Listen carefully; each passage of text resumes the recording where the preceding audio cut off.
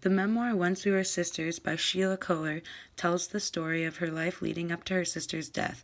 She uses a dual narrative to switch back and forth from her childhood and adult life to create tension and suspense. Now let's hop into the summary. Sheila and Maxine. They're pretty close. They're the sisters, and growing up in Africa was kind of tough for them, but they lived in a really nice house. And then the father, he drops dead. And it didn't really affect the family. They weren't that sad or upset or anything, but their mom could never remarry or anything because she loved him a lot. But her mother, she was a drinker, and she was also a gold digger, so she was always looking for money and trying to live a lavish life. But they did have their servant John, which played a huge male figure role in the girls' life and growing up. He took care of them all the time, and he was really important to them. And then, soon enough, they were sent off to boarding schools, and they moved to Paris. So they had a lot of good experiences there, especially with their French teacher. They got really close with her. And they were always traveling around, going to new places, and they also had a lot of different relationships with a lot of different guys. So finally, Maxine gets married to Carl, and Sheila gets married to this guy right here named Michael. But soon enough, she finds out that Michael is having an affair, and she just lets it happen because she's too scared to leave him. And then we find out that Carl is very violent and abusive of Maxine, but Maxine doesn't want to leave because of her kids. Now, both of these sisters have a lot of kids. They just keep coming out. They just keep having more and more. But the sisters really don't like their home life, so they're always traveling around and to get away from their families, and they never want to go back, but they always do because they do it for the kids. And they never have enough courage to leave their husbands, which they really don't like. So, soon enough, Michael out of the picture. They're still married, but Sheila goes and gets with another guy that she used to like when she was in high school. And when Sheila and Michael move to America, she's constantly going back to Paris to be with this guy. Finally, at the end of the book, we find out that Carl kills Maxine, and that is the point of this book, so that Sheila can dedicate her life to Maxine, and she wants to expose Carl and get revenge because she knows he did it on purpose, but there's no proof.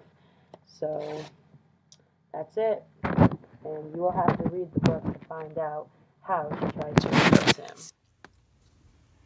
This is a passage that describes a conversation between Carl and Sheila about her sister Maxine.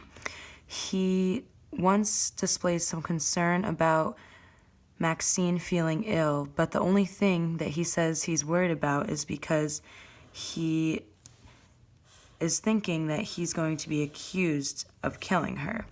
Now, this is something to be worried about because instead of him being concerned about his wife's health, he is concerned about what's going to happen to him. And this also shows us that he's aware of what he's done and how he treats his wife.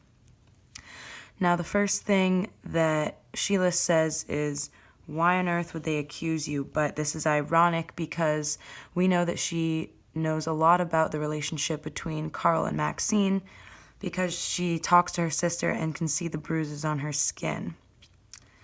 Now, this dark wing description represents the tone of Carl and Maxine's relationship and how it's very violent.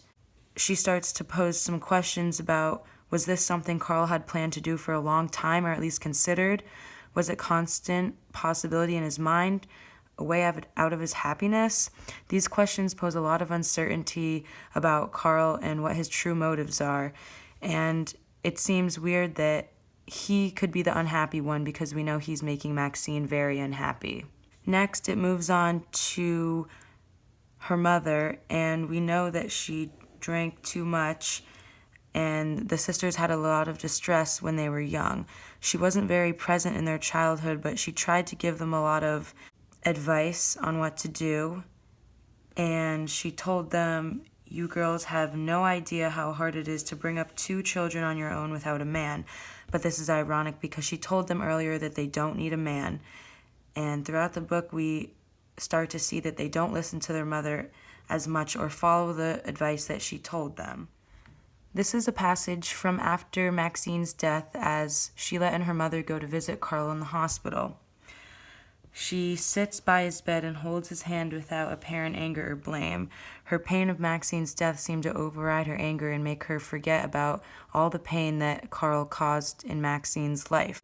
This repetition of the colors black and blue, black and blue, black and blue really puts an emphasis on the violence that he treated Maxine with when they were together. And Sheila starts to question why no one had done anything about the situation because they knew what it was like and that Maxine was always unhappy. She's mad at herself that she didn't stop Maxine from going back and being with Carl. We get a sense that Maxine was very weak because every time he would beat her, she would retire to her mother's cottage, but each time she would go back to her husband. She seemed to always do it because of her kids, and that is another reason why the mother didn't want to hire a lawyer to go against Carl. She doesn't want any more trouble because they've had a lot, but she wants to think about the rest of the family because they've already gone through enough pain. No one speaks of what really happened. They're trying to cover it up. It says he has been sufficiently punished, but Sheila does not think he has been punished enough, and she wants to expose him. And that's why she wrote this book, to dedicate her life to getting revenge on Carl for killing his sister. And she never wants to forget her sister. She feels like she starts to drift away in the minds of her family, and she doesn't want that to happen. A major theme that comes out of this book is that Sheila wants to put emphasis on the good moments you have in your life, and that if something isn't going the way you want it to or it's making you unhappy, you should be able to have the courage to leave the situation and go do the things that make you happy no matter what it is. And she wished that her sister had the courage to leave her husband so she would still be with her. But instead, she always went back, even though when they were together having their good times, she never wanted to go back.